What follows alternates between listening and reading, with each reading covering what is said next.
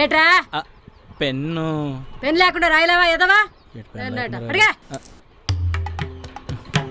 ఏమే ఎవరెవరు ఎన్ని చీట్లు కడుతున్నారో అడిగి చెప్పండి రాస్తాడు. నాయి 2 మా చెల్లె 1. నీది నాదొకటి. నీదే నాది 2 మా బాబాయ్ 2 మా అక్కదొకటి. నీకు సీటీ చెప్పేటప్పుడు గొంతు రాదే ఇంట్లో మాత్రం బాగా అరుస్తావే. నీదెన్నే? నాది 5 చీటీలు. ఐదా ఏంటి? నువ్వు 5 కాకపోతే 10 కట్టుకో. రేపు సీటీ సరిగా కట్టలేదనుకో సీటీలు సిరిగిపోతాయి. మీవి కాదు మీ మొగుళ్ళవి. మొగుడు లేని దానికి మొదటి చీటీ ఎందుకు? ఏంటే మళ్ళీ చెప్ప ఏటన్నావే? మొగుడు లేడు కదా మొదటి చీటీ ఎందుకు?